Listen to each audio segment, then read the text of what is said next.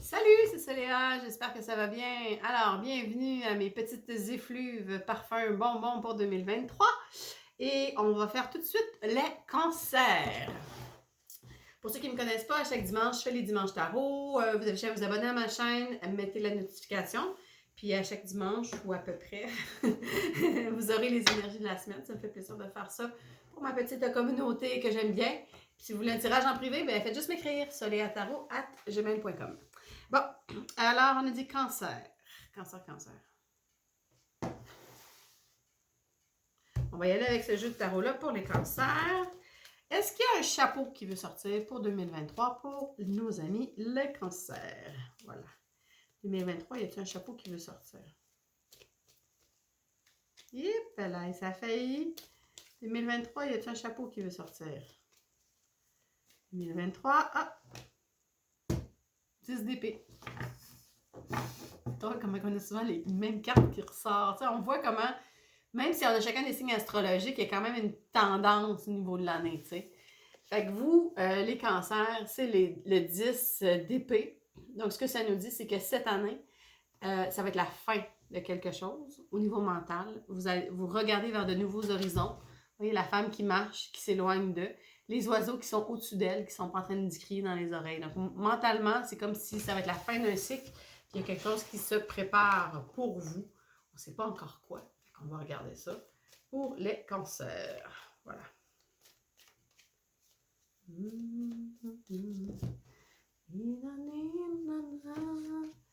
Cancer 2023. Hop. Hop. Ah, j'ai deux cartes. C'est drôle quand on se met à écouter notre intuition, comment est-ce que les choses se placent, mais en même temps, c'est jamais comme on pense. C'est jamais comment notre mental le voit.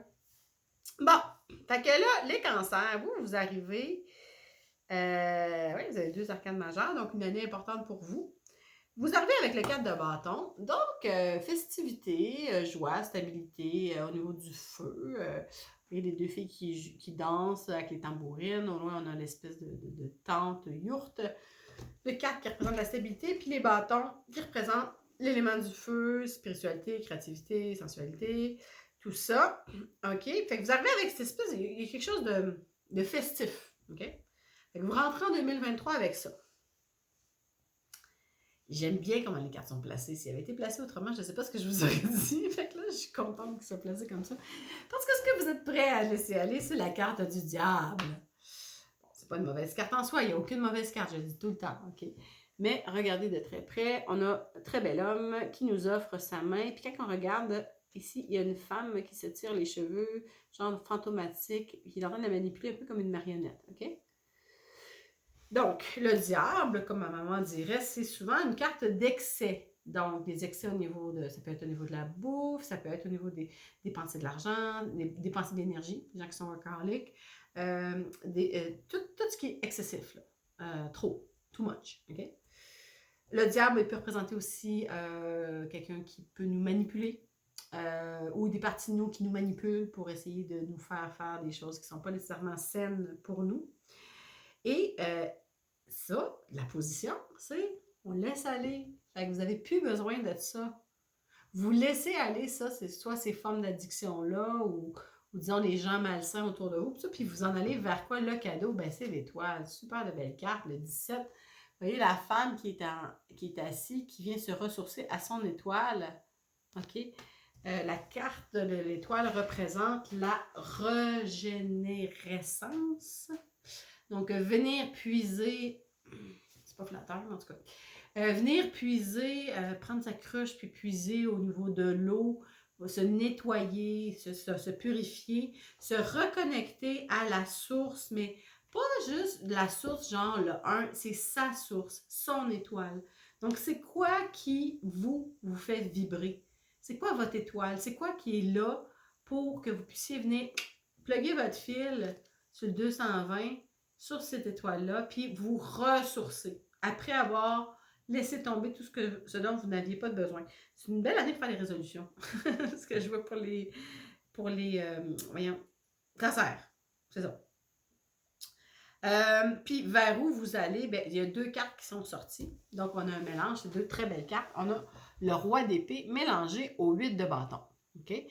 Le roi d'épée, c'est celui qui est sur sa montagne et qui regarde au loin, qui a un regard, un peu le regard de l'aigle, qui a une vue d'ensemble, qui se laisse pas mentalement, il ne se laisse pas attendre par les cochonneries. Okay?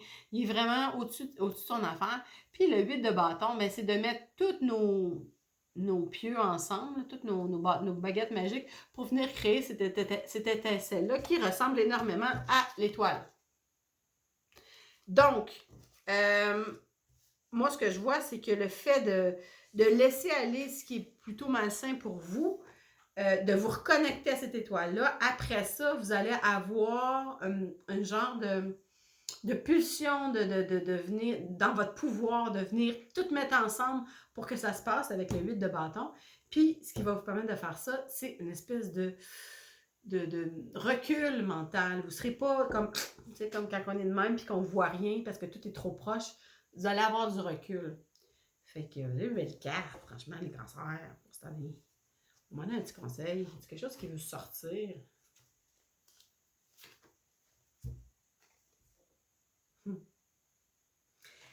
On a une genre de sacoche avec des dents et avec plein d'objets autour. La sacoche est vide, elle est très grande. Moi, ce que je vois, c'est que le fait de mettre de côté le diable ou toutes ces dépendances ou ce côté manipulation et tout ça, ça va créer un grand espace en vous. OK?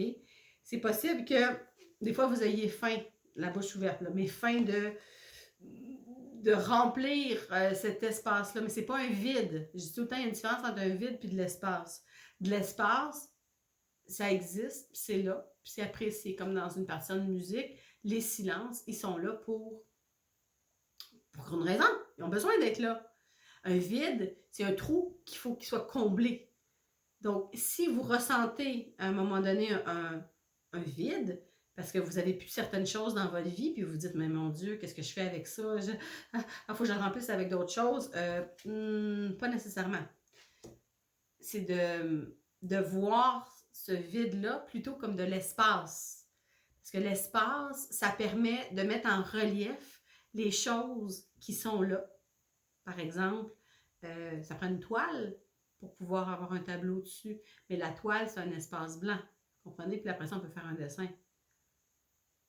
Ça prend une pièce pour pouvoir mettre des meubles, puis faire une maison. Je veux dire, ça prend un cadre. Fait que l'espace, il faut le voir comme un lieu, un espace où quelque chose est prêt à naître. On ne sait pas encore c'est quoi. Soit quelque chose est prêt à naître, ou soit que ça met en valeur, après ça, les parties occupées de vous. Donc, d'être tout le temps pleine au rebord, à un moment donné, on ne voit plus rien. C'est comme une symphonie qui est chantée à fortissimo tout le long. Ben, on n'entend plus les nuances, ça fait juste comme ah! Tout le temps. Et là, quand on a les silences, les décrescendo, hop, les crescendo, puis là, les nuances. Ouais, c'est ça, dans le fond, l'espace nous permet de voir les nuances dans notre vie, puis de ne pas toujours être dans le plein puis dans le trop plein, mais juste de pouvoir respirer. Puis, dans le fond, la respiration, c'est quoi? C'est de la contraction puis de l'expansion. La contraction, l'expansion. Mais la vie, c'est la même chose.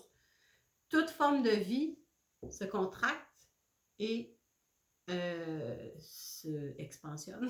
En tout cas, vous comprenez l'idée. Voilà. Mais s'il n'y a pas d'espace, on ne peut pas avoir cette espèce de mouvement-là, qui est le mouvement de la vie. Fait que vous avez des belles cartes, vraiment, les cancers. Hein?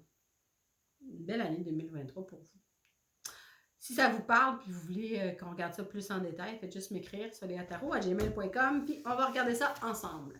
Sur ce, plein d'amour, plein de soleil pour 2023, les cancers. Bye!